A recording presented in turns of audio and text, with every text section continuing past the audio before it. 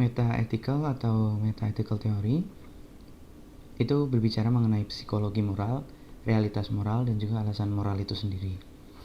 Psikologi moral itu sendiri mempertimbangkan kepada penilaian moral, lalu minat moral dan alasan atau motivasi moral yang dimiliki oleh orang tersebut.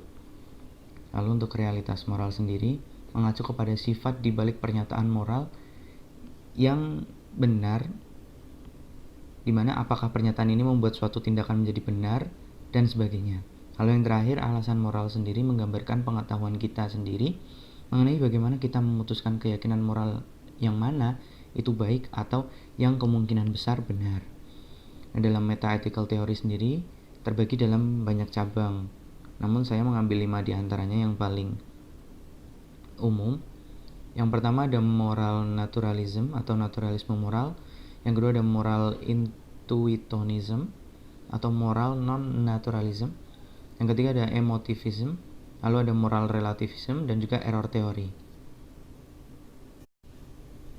Moral naturalism sendiri berbicara mengenai fakta moral seperti mendeskripsikan seperti sains gitu. Jadi ada biologi, psikologi, dan fisikanya, dan alasan-alasan apa yang bisa menyebabkan moral ini itu sangat masuk akal. Jadi bisa dilihat bahwa moral naturalism itu moral yang dilihat dengan nalar, kurang lebih seperti itu. Dan ini biasanya objeknya pada argumen pertanyaan dan juga pada bagaimana moral itu dilihat oleh banyak orang, apakah masuk akal atau tidak. Lalu ada moral intuitionism atau kebalikan dari moral naturalism. Jadi moral ini berkebalikan dengan naturalism karena moral naturalism itu berdasarkan logika dan fakta, sedangkan moral intuitionism berdasarkan pada intuisi kita dalam menentukan apakah moral ini baik atau tidak. Kurang lebih seperti itu. Lalu untuk emotivism biasanya kepada bagaimana moral itu dilihat apakah setelah diambil keputusan moral ini terlihat benar atau salah. Lalu bagaimana moral ini atau keputusan ini bisa mengubah seseorang dari A menjadi B atau dari B menjadi A. Jadi ini seperti bagaimana emosi setelah pengambilan keputusan itu dijadikan sebagai salah satu faktor untuk melihat apakah moral ini baik atau benar. Lalu ada moral relativism, di mana pada moral relativism ini kurang lebih mengacu kepada tradisi yang sudah ada. Misalkan mencuri itu baik, mencuri itu tindakan yang tidak benar. Cuman ada beberapa kisah bahwa mencuri untuk orang yang membutuhkan itu bisa menjadi baik. Dan dalam tradisinya biasanya orang yang mencuri untuk orang yang di bawahnya itu akan dianggap baik oleh beberapa orang. Jadi berdasarkan tradisi yang ada gitu, atau melihat dari masa lalu juga. Lalu yang terakhir ada error theory. Kurang lebih contohnya seperti ini, bahwa kadang ada membunuh itu salah, tapi ada juga orang yang bilang membunuh penjahat itu benar. Jadi bagaimana kadang dari kesalahan-kesalahan ini mampu menunjuk kepada suatu moral yang itu bisa dibilang kurang lebih atau kemungkinan besar benar.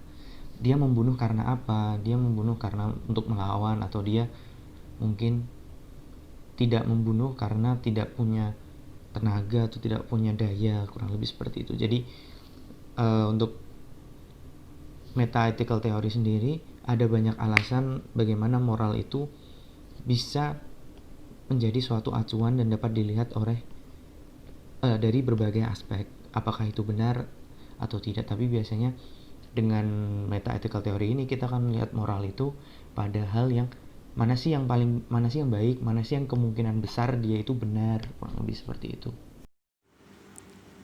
Moral realisme. Realisme moral merupakan tindakan yang dimana seseorang memiliki pemikiran bahwa benar atau salah dan beberapanya benar.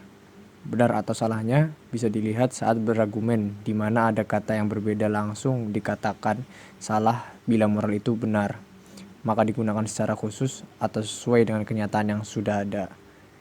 Ya, sebagai contohnya, pada saat persidangan hakim mengatakan apakah Dio bersalah karena telah melakukan tindakan kriminal ini, seketika orang-orang yang ada di sekitarnya berkata, iya, itu menandakan pemikiran orang tersebut masuk ke dalam realisme moral, yang dimana orang-orang tersebut berani berjawab karena sesuatu fakta yang ada.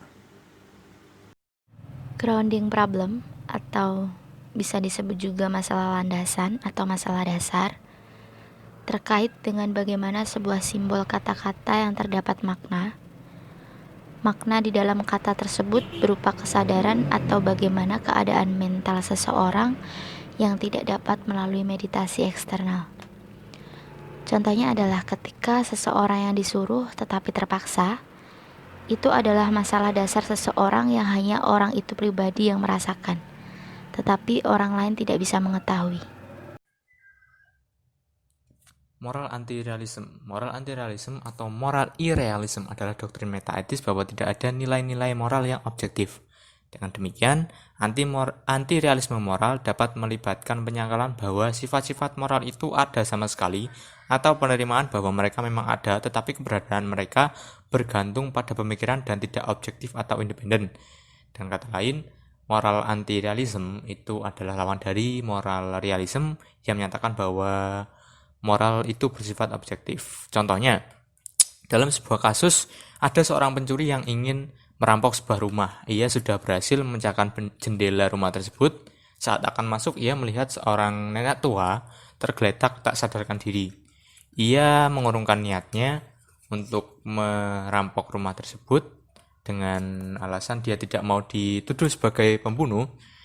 Dan setelah ia pergi, tidak lama kemudian nenek tersebut siuman. Kenapa? Ternyata secara tidak langsung seorang pencuri itu membantu nenek tersebut untuk dapat siuman kembali.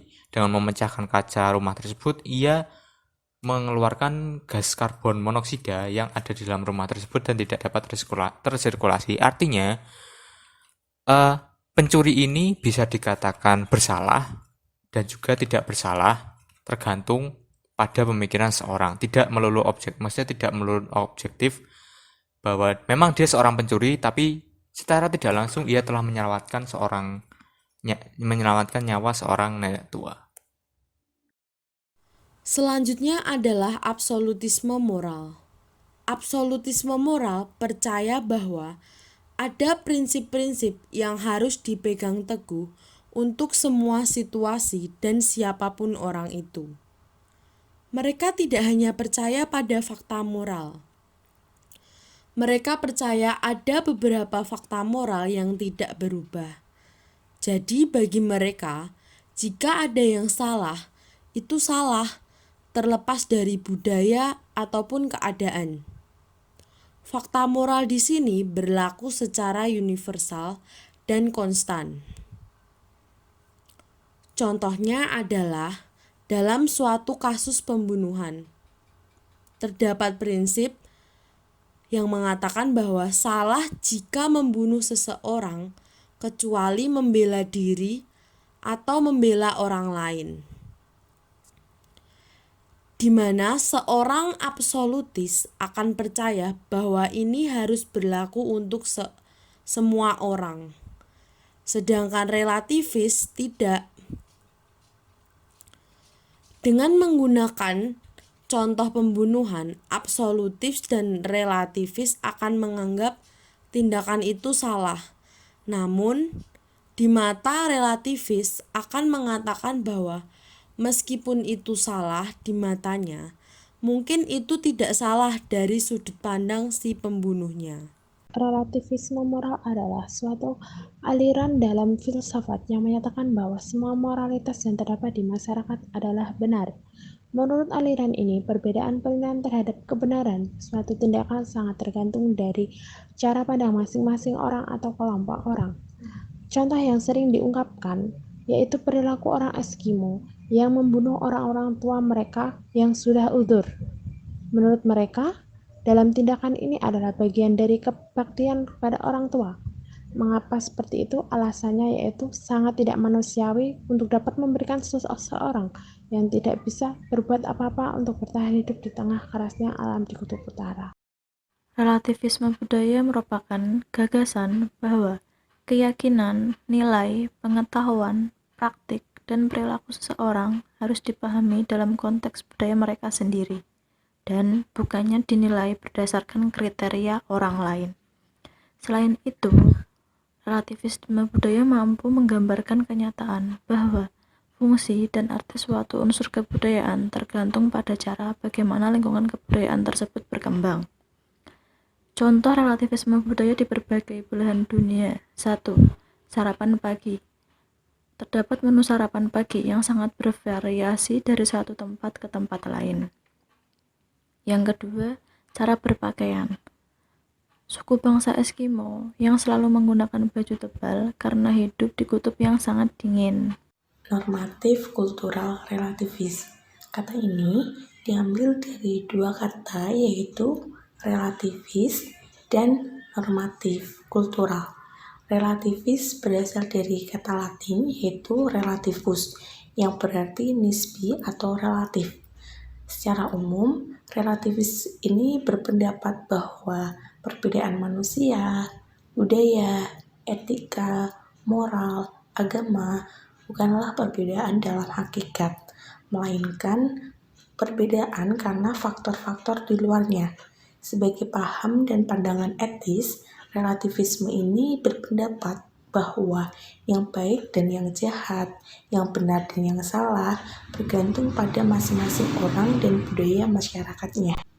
Dari dua kata di atas, dapat disimpulkan bahwa normatif kultural relativis atau sering disebut dengan relativisme budaya normatif yaitu suatu gagasan filosofis bahwa pandangan dan keyakinan seseorang adalah valid dan relatif terhadapnya. Sebagai contoh, kita ambil dua negara yaitu Indonesia dan Australia. Tentu kalian sudah tahu kan bahwa kedua negara itu memiliki keberagaman dan budaya yang berbeda-beda. Sebagai contoh, kita mengambil dua negara yaitu Indonesia dan Malaysia. Tentu kalian sudah paham betul bahwa kedua negara itu memiliki keberagaman budaya yang berbeda-beda. Misalkan Malaysia itu memiliki kebudayaan di mana kalau kita membunuh suatu anak dan dibunuh di taman umum, tindakan tersebut dikatakan sebagai tindakan yang bermoral. Hal ini tentu sangat berbeda dengan di negara kita yaitu Indonesia, di mana negaranya sebagai negara hukum. Apabila kita membunuh, maka kita akan dikenakan hukuman yang setimpal dengan perbuatan yang kita lakukan. Misalnya, kita membunuh suatu anak, kita dihukum yang setimpal yaitu hukuman mati, seperti itu. Oleh karena itu, normatif kultural relativis atau sering disebut dengan relativisme budaya normatif, di mana budayanya tersebut berbeda dengan budaya yang lain. Selanjutnya adalah relativisme budaya deskriptif. Ini adalah nilai atau prinsip atau keyakinan moral yang berbeda dari budaya ke budaya. Contohnya adalah beberapa budaya percaya bahwa hukuman mati itu benar secara moral. Dan ada budaya lain percaya itu salah secara moral. Ethical theories. Yang dimaksud ethical theories di sini adalah etika sebagai disiplin ilmu berhubungan dengan kajian secara kritis tentang adat kebiasaan, nilai-nilai, dan norma-norma perilaku manusia yang dianggap baik atau buruk. Contoh, pustakawan melindungi kerahasiaan dan privasi menyangkut informasi yang ditemui, dicari, dan bahan pustaka yang diperiksa dan dipinjam pengguna perpustakaan. Selanjutnya ada moral subjektivisme. Pengertian dari moral subjektivisme adalah moralitas yang melihat perbuatan dipengaruhi oleh pengetahuan dan perhatian pelakunya, latar belakang, stabilitas emosional, dan perlakuan personal lainnya. Moralitas ini mempertanyakan apakah perbuatan itu sesuai atau tidak dengan suara hati nurani pelakunya. Moral subjektif sebagai norma berhubungan dengan semua perbuatan yang diwarnai niat pelakunya, niat baik atau niat buruk. Jadi, untuk moral subjektif ini sering dipakai untuk menunjukkan pencapaian dari putusan-putusan yang telah didasarkan pada alasan-alasan suatu emosional dan prasangka dari individu. Jadi, bisa dikatakan bahwa subjektivisme bahwa setiap individu berhak menentukan kaidah moralnya sendiri, meskipun kaidah moral kebanyakan individu dalam masyarakat tertentu pada praktiknya terlihat sama, karena bisa kemungkinan besar mereka mempunyai pengalaman kultural yang sama. Jadi subjektivisme tidak ada fakta moral, meskipun putusan-putusan tersebut pada mulanya terlihat benar atau salah secara objektif, yaitu benar atau salah terlepas dari apa yang diyakini atau diinginkan banyak orang. Subjektivisme merupakan pilihan-pilihan individu menentukan validitas sebuah prinsip moral. Sebagai contoh, menghormati orang itu baik karena yang menilainya menyetujui demikian, atau mengambil hak milik orang lain itu jahat karena orang yang menilainya menganggapnya demikian. Jadi, baik dan buruk itu ditentukan oleh kecocokan orang yang menilainya, tapi tidak ada dasar objektif dan rasional untuk membenarkan serta menyalahkan pendapat tersebut.